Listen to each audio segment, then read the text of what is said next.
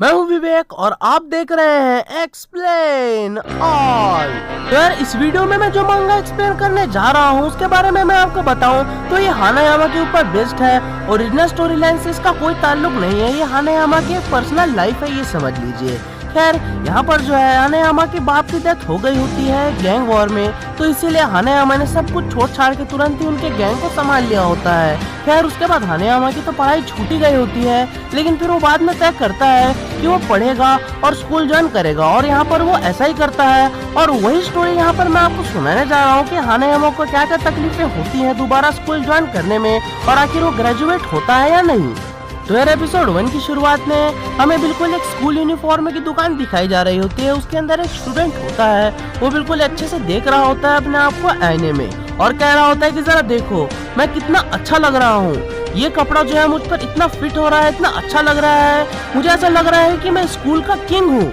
ये यूनिफॉर्म तो और किसी को इतना अच्छे से फिट आ ही नहीं सकती जितना मुझे आई है, और जितना अच्छा मैं लग रहा हूँ कोई लग ही नहीं सकता। तभी हम देखते हैं पीछे उसके हानायामा खड़ा होता है, और तभी शॉप का ओनर कहता है कि हानायामा मैं आपको एक्सपेक्ट कर ही रहा था। तभी हम देखते हैं कि हानायामा जो है बिल्कुल निर्वस्त्र हो जाता है, अपने कपड़े उतार देता है। उसके बाद तुरंत ही वो वाले स्कूल यूनिफॉर्म पहन लेता है जो कि उस दर्जी ने उसके लिए बनाए होते हैं, और वो उसमें सच में काफी गजब का लग रहा होता है। और साथ ही साथ उस दर्जी को वो कहता है कि शुक्रिया। इन सब के बाद हानायामा वहाँ से चला जाता है। तभी हम देखते हैं कि वहाँ पर दूसरा स्टूडेंट जो होता है वो दर्जी से दूसरा वाला यूनिफॉर्म मांगता है जो कि हानायामा से बिल्कुल अलग हो, और वो कहता है कि हाँ ठीक है मैं देता हूँ। तभी सीन आगे बढ़ता है और हमें दिखाया जाता है वो स्कूल जहाँ पर हानायामा पढ़ने के लिए जा रहा होता है। सभी स्टूडेंट देख रहे होते हैं और हानायामा बहुत ही स्टाइल से एंट्री वहाँ लेता है। उसके बाद एक और सीन बदलता है और हम देखते हैं कि जो भी पेपर वर्क वगैरह होता है वो गैंग का एक मेंबर कर रहा होता है हानायामा के। वो प्रिंसिपल के सामने बैठा हुआ होता है और बात ही कर रहा होता है हानायामा के बारे में कि किस तरह से आप लोग उसे पढ़ाएंगे। प्रिंसिपल जो है ये सब देखकर बहुत ज्यादा चौंक गया होता है, उसे बहुत अच्छे पैसे भी इसके लिए मिल रहे होते हैं, लेकिन फिर भी वो थोड़ा सा श्योर नहीं होता है इन सब चीजों को लेकर। वो कहता है कि हानायामा जो है एक बहुत ही बड़ा गैंगस्टर है। हानायामा ने सच में बिल्कुल कई सारे झंडे गाड़े हैं इस गैंगस्टर की दुनिया में। हमारे यहाँ स्कूल के जो बच्चे हैं वो थोड़े से तो कमीने हैं, लेकिन फिर भी वो गैंगस्टर नहीं है। तभी हम देखते हैं हानायामा के गैंग का आदमी प्रिंसिपल से कहता है आपको लगता है कि हमारे हानायामा खूनी है, वो बिल्कुल सबको मार के रख देंगे? ये बिल्कुल आप गलत सोच रहे हैं, हानायामा कुछ भी नहीं करेंगे, बस उनके लिए पढ़ाई इम्पोर्टेंट है और उन्हें आप पढ़ाएंगे, ये तय होता है। तभी हम देखते हैं दूसरी तरफ कि बहुत सारे गैंग के मेंबर जो होते हैं वो एक सर को पिकअप करने के लिए गए होते हैं। वो बहुत ही इज्जत से उन्हें कार की ओर लेकर जा रहे होते हैं। वो सर जो वहाँ पर होते हैं वो सच में काफी ज्यादा चौंक गए होते हैं, उन्हें बिल्कुल भी समझ में नहीं आ रहा होता है कि आखिर उनके साथ ही हो क्या रहा है। वो बस अपने घर से निकले ही होते हैं और उन्हें टैक्सी वगैरह सब वो लोग बैठा देते हैं और स्कूल की ओर ले जाते हैं। ये वही सर होते हैं जो कि हानायामा को खास तरीके से पढ़ाने वाले हैं, और साथ ही साथ इन सर का फेयरवेल भी होने वाला होता है। ये स्कूल छोड़कर जाने वाले होते हैं, तो इसीलिए हानायामा अपनी तरफ से ये गिफ्ट देता है उन्हें, हम ये समझ सकते हैं। और दूसरी तरफ हम देखते हैं कि प्रिंसिपल कहते हैं कि चलो ठीक है मैं तुम्हारी बात मानता हूँ, हानायामा को यहाँ पढ़ने देता हूँ, लेकिन फिर भी तुम्हें प्रॉमिस करना होगा कि हानायामा यहाँ कोई भी खून खराबा नहीं करेगा। उसके बाद हमें क्लास का सीन दिखाया जाता है। वहाँ पर दो लड़के जो होते हैं जो कि सीनियर्स होते हैं वो पैसे जमा कर रहे होते हैं उसी सर के लिए जिनका फेयरवेल होने वाला होता है, और धीरे धीरे करके वो सभी लोगों से पैसा लेते हुए आगे बढ़ते हैं। तभी उनकी नजर एक बहुत ही बड़े बच्चे पर जाती है और वो देखते हैं कि वहाँ पर हानायामा बैठा हुआ है। क्योंकि वो लोग हानायामा को नहीं जानते हैं, उसके बारे में बिल्कुल भी उन्हें पता नहीं है, इसलिए वो लोग थोड़ी बदतमीजी करते हैं और उसे लात मारकर उठाते हैं। वो कहते हैं कि हे उठो, चलो कुछ पैसे दो, हमें सर के लिए कुछ गिफ्ट्स खरीदने हैं। तभी हम देखते हैं हानायामा उठकर उन्हें घूर के देखता है, जिसके कारण वो लोग डर जाते हैं। तभी हानायामा धीरे धीरे करके खड़े होने लगता है और उसकी हाइट को देखकर, उसके शरीर को देखकर वो लोग एकदम डर जाते हैं। वो लोग कहने लगते हैं कि हे कोई बात नहीं, पैसे मत दो चलेगा। लेकिन तभी हम देखते हैं हानायामा पैसों से भरा हुआ एक बहुत ही गजब का पर्स उनके झोली में डाल देता है। उसके बाद सीन बदलता है और जिस सर का फेयरवेल होने वाला होता है उसी के पास ये पर्स लेकर वो सारे स्टूडेंट जाते हैं।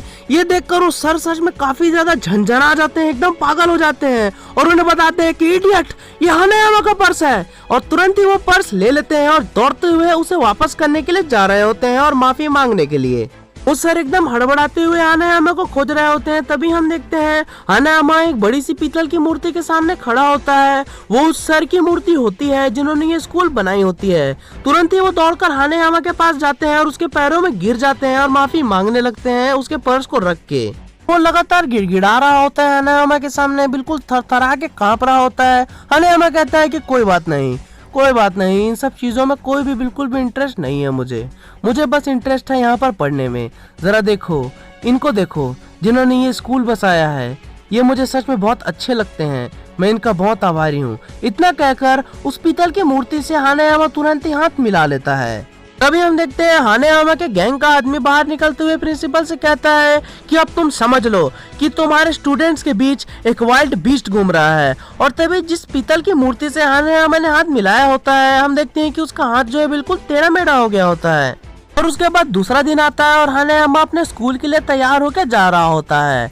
तभी हम देखते हैं कि वहाँ पर एक स्टूडेंट की एंट्री होती है जो कि सबसे ज्यादा सीनियर होता है और बहुत ज्यादा कमीना भी होता है। उससे सब लोग डरते हैं और बिल्कुल जो भी सर वगैरह वहाँ पर होते हैं, जो भी स्टूडेंट वहाँ पर होते हैं, वो सब उसे लड़ाई के लिए चैलेंज करते हैं। लेकिन फिर भी वो लोग कितनी बड़ी गलती कर रहे हैं ये उन्हें बिल्कुल भी पता नहीं होता है। वो उनसे कहता है कि जरा देखो मेरे पास कितने सारे हथियार हैं, मैं ये सब तुम्हारे ऊपर यूज कर सकता हूँ। खैर अगर तुम अपनी सलामती चाहते हो तो तुरंत यहाँ से चले जाओ, मुझसे फाइट मत लो। और तभी हम देखते हैं वो लड़का ऐसे ही इन सब के बाद घूम रहा होता है स्कूल के यार्ड में और उसकी नजर हानायामा के ऊपर पड़ती है। हानायामा वहाँ पर शांति से खड़ा होता है। वो बहुत ही ज्यादा आश्चर्यचकित हो जाता है हानायामा को देखकर। उसके बाद वो दो लड़के जो होते हैं जिन्होंने हानायामा से पैसे मांगे होते हैं, वो समझ जाते हैं कि ये लड़का जो है हानायामा से जरूर फाइट करना चाहेगा, ये सच में अपनी मौत को दावत दे रहा है। वो लोग समझ जाते हैं। अभी सीन बदलता है और हमें पता चलता है कि इस लड़के का नाम इमोरी काउची है और ये जो है बिल्कुल शौकिया है फाइट करने का। ये जो है बहुत सारे वेपन्स अपने हाथों से बनाता है और उनसे फाइट करता है, यही इसका शौक है। और तभी हम देखते हैं कि हानायामा को प्रैंक करना शुरू कर देता है। हानायामा अपने लॉकर रूम में जाता है और वो जैसे ही अपने जूतों को हाथ लगाता है उसमें चूहे के बहुत सारे बच्चे भरे होते हैं। हानायामा सच में झंझना जाता है ये सब देखकर। वो बिल्कुल नीचे गिरने लगते हैं चूहे के बच्चे और सबका ध्यान उनकी तरफ जाता है। और जैसे ही हानायामा आगे बढ़ता है और क्लास की तरफ जाता है और जैसे ही वो दरवाजे को हाथ लगाता है उसका हाथ लहूलुहान हो जाता है, वहाँ पर ब्लेड्स जो लगे होते हैं। और ऐसे ही वो हानायामा को तकलीफ पहुंचाने लगता है। उसके बाद हानायामा अपने हाथ को पट्टी से बांध लेता है और शांति से क्लास में बैठा होता है आगे पढ़ने के लिए। तभी हम देखते हैं हानायामा बिल्कुल शांति से बैठा ही होता है और कुछ सोच ही रहा होता है। उतने में ही क्लास में कोई आ जाता है और वो कहता है कि ए तुम हो हानायामा। वो जो है हानायामा की ओर धीरे धीरे बढ़ रहा होता है और कहता है कि हाँ मैं समझ गया, तुम ही हो हानायामा और सच में मुझे तुमसे फाइट लड़नी ही है। और ये सब देखकर क्लास के बाकी लोग बहुत ज्यादा घबरा जाते हैं और तुरंत ही क्लास खाली कर देते हैं। वो सब के सब वहाँ से भाग जाते हैं। तभी हम देखते हैं कि वो कहता है हानायामा से देखो सभी के सभी लोग बाहर चले गए हैं, अब तुम एक भी स्टेप अगर लोगे तो मैं तुम्हें तुरंत ही शूट कर दूंगा। इससे मैं एक हिरण तक को मार सकता हूँ। ये बहुत ही ज्यादा स्ट्रॉन्ग गन है, इसे मैंने बनाया है। तभी हम देखते हैं हानायामा खड़ा हो जाता है और वो बिल्कुल उससे कहता है गुस्से में कि हे हिलो मत, अगर तुम थोड़े भी हिले तो मैं इसे तुरंत ही शूट कर दूंगा तुम्हारे चेहरे पर, इसलिए शांति से खड़े रहो। तभी हम देखते हैं हानायामा अपने जैकेट को खोलता है और हम देखते हैं कि दुनिया भर के वेपन्स उसके शरीर में लगे हुए होते हैं। सच में वो हर तरह के वेपन्स वहाँ पर लाया होता है जो कि बुली करने के लिए सच में काफी अच्छे से काम आते हैं। और ये सब देखकर वो लड़का बहुत ज्यादा घबरा जाता है, यहाँ तक कि हानायामा के जैकेट के अंदर जो है शॉर्ट गन तक होता है। क्योंकि हानायामा ने अपनी जैकेट उतार दी होती है इसीलिए वो सारी सामान जो है नीचे गिर गए होते हैं जमीन में। हानायामा तुरंत ही वहाँ पर बैठ जाता है और तभी वो लड़का हानायामा की टैटू को नोटिस करता है और वो समझ जाता है कि ये टैटू तो याकुजा क्लैन की है। इसका मतलब यही है वो फेमस गैंगस्टर जिसे सब कोई काओरू हानायामा कहते हैं और जिससे पूरा शहर थर थर कांपता है। तभी हम देखते हैं हानायामा अपनी गन को पकड़ता है। वो बिल्कुल घबरा जाता है वो लड़का और कहता है कि मुझे माफ कर दो, मैं तुमसे नहीं लड़ना चाहता। तभी हम देखते हैं हानायामा कहता है कि डरने की कोई जरूरत नहीं है, मैं बस इन्हें समेट रहा हूँ। और ये वाला एपिसोड यहीं पर खत्म हो जाता है। खैर यार, मैं आपको बता दूं कि मैं कुछ दिनों से वीडियोस अपलोड नहीं कर पा रहा था, इसके लिए वेरी सॉरी। खैर कुछ ऐसे रीजंस आ गए थे जिनके कारण मैं वीडियोस नहीं बना पा रहा था, तो इसीलिए अब मैं हमेशा कोशिश करूंगा कि रोज कम से कम एक वीडियो जरूर डालूं। तो आज के लिए बस इतना ही। वीडियो को लाइक करें, चैनल को सब्सक्राइब करें, हम आगे भी और ऐसी वीडियोस लाते रहेंगे। Love you all, I am